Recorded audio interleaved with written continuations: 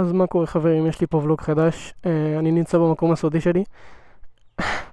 אני אוהב לצלם פה את האופנוע, פשוט מושלם פה, כאילו תסתכלו. זה כמו חול באזור הזה. יש לי פה סרטון חדש על סקירה כללית על האופנוע שלי, ואנחנו הולכים לעשות נסיעת מבחן וביקורות וכל מה שאני חושב על האופנוע. יש לו אותו כמעט שנה עכשיו כבר, ואני רוצה לתת את החוות דעת שלי.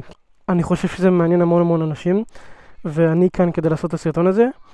וקודם כל אני אעשה סיבוב על האופנוע, אני אסביר קודם כל מה יש לי פה. יש לי פה פול סיסטם של אקרופוביץ' מקורי מטיטניום, ויש לי גם קוויק שיפטר מקורי מהחברה, למעלה, רק למעלה, כמו שאתם רואים פה, כאן. אני אעשה סיבוב קצר ואני אגיד כל מה שאני חושב על האופנוע, ובהשוואה גם במיוחד לגרסה שהוא A1. כן, זהו, לא יותר מדי.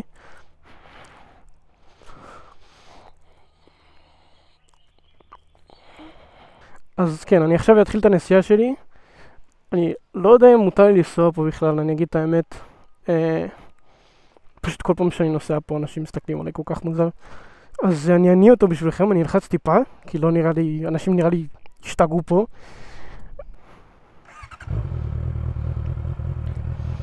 כן. אני אעשה לכם עכשיו סאונד צ'ק, קצר מאוד. קודם כל סיבוב קטנצ'יק.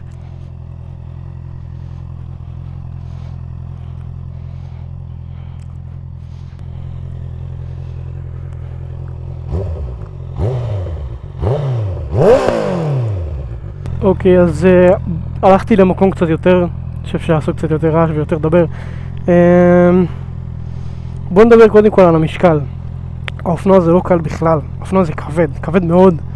כאילו, הוא יותר כבד מליטר, אני לא יודע למה הם עשו את זה ככה מונדה, אבל הם פשוט עשו אותו יותר כבד מליטר. אני לא יודע מה ההיגיון בזה, אבל הוא שוקל בסביבות מ-208 עד 216 אם אני לא טועה. פה החלפתי אגזוז, אני לא בטוח מה המשקל, אבל בסביבות ה-208, 207 כזה, עם אגזוז, טיטניום, כן? לא יודע למה הם עשו את זה, אין לי שמץ, אבל פשוט כאילו... עוד משהו, לדגם הספציפי הזה יש קוויק שיפטר, אפשר להתקין קוויק שיפטר מהחברה, והוא פשוט מושלם, כאילו, תראו את האופנוע. ככה קוויק שיפטר נראה, מי שלא יודע. זה כמו מחשב כזה קטנצ'יק שיושב כאן. ואני רוצה לעשות איתכם רכיבה קטנה ולדבר, אז כן.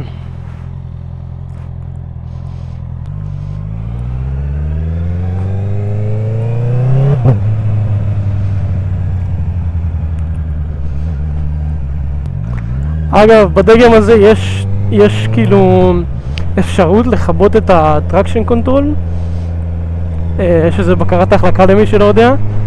אני אראה לכם איך זה נראה עכשיו. כאן ארוכה, ככה זה מבטל את בקרת החלקה. עכשיו, מי שלא נסע באופנועים בעבר, עדיף שהוא לא יכבה את זה.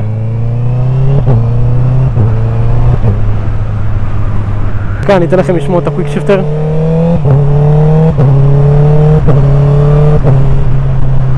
אני מקווה מאוד ששומעים את זה טוב בסרטון.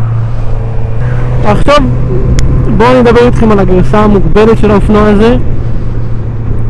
לדעתי גרסה מאוד פחות מוצלחת ולא שווה את הכסף, וזה דעתי, כאילו, זה לא ממומן, זה דעתי האישית.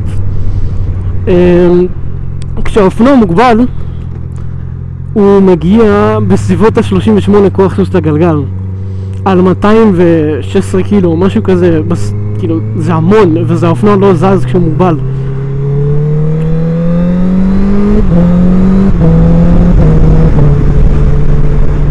החשיבה של האופנוע הזה היא מושלמת, היא מתאימה היום, היא לא יותר מדי ספורטיבית כמו שאתם רואים. אני לא יושב ככה, אני נוח לי, כאילו זה באמת, האופנוע הזה באמת מתאים לנסיעות הרבה יותר ארוכות. אפשר פשוט להיות איתו במהירויות מאוד גבוהות. אני לא אגיד את זה ביוטיוב כי הם יחסמו לי את הסרטון, אבל אתה יכול להיות במהירויות מאוד גבוהות וכאילו להרגיש באמת בנוח.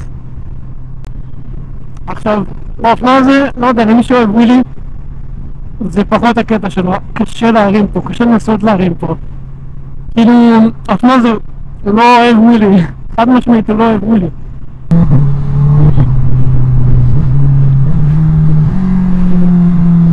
עוד משהו שאני חושב שזה משהו שמאוד חשוב, הכוח נפתח רק בסלדים מאוד מאוד גבוהים.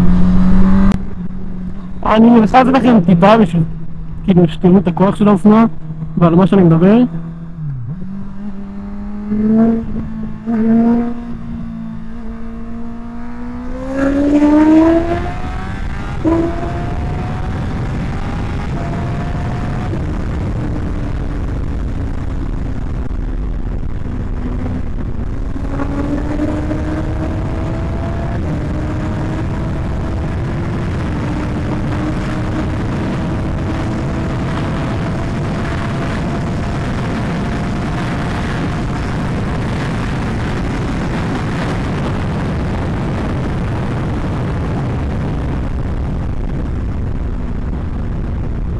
אני חולה על האופנוע הזה פשוט. לדעתי יש לו מספיק כוח למדינת ישראל שלנו הקטנה. אגב, מיני ישראל פה. אז כן, מי שבאמת בוחר ב-CBR אז צריך גם לדעת שכאילו האופנוע הזה הוא צורה ספורטיבית, הוא מאוד מאוד חותך את הרוח, שזה אומר פחות כאבי צוואר, פחות כאבי ראש. כן.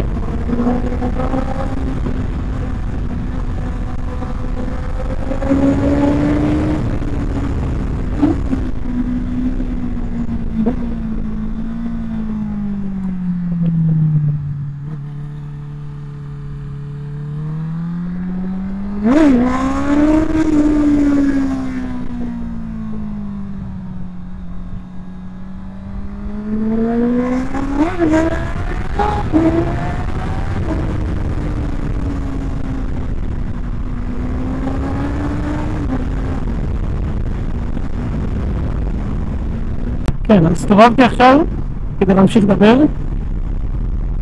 אז כן, לא קל להרים באופנוע הזה בכלל. אם מישהו כאילו קונה את ה-CBR בשביל להרים, זה לא בשבילו, זה חד משמעית לא בשבילו. אז כן, האופנוע הזה מאוד מאוד נוח למי שגם משתמש פה ליום, באמת נוח, אני אומר את זה ברצינות נוח. הישיבה לא יותר מדי אגרסיבית והיא באמת מושלמת. קל מאוד להשכיב עם האופנוע הזה, יש לי הרבה ביטחון איתו על הכביש. בוא נדבר שנייה על הגרסה המוגבלת. הגרסה המוגבלת לדעתי האישית לא שווה את הכסף. כי כאילו זה יוצא שהאופנוע מאוד מאוד מאוד מאוד כבד על 38 קילו סוס הגלגל. זה 200 קילו פלוס על 38 כוח סוס הגלגל, שזה כלום. כאילו האופנוע לא זז, האופנוע נחנק, ואני די בטוח שזה גם לא בריא לאופנוע. כן, זה דעתי האישית, אבל אם אתה רוצה לקנות אחד פתוח ואחד שהוא A, חוקית כמובן, אז האופנוע מושלם.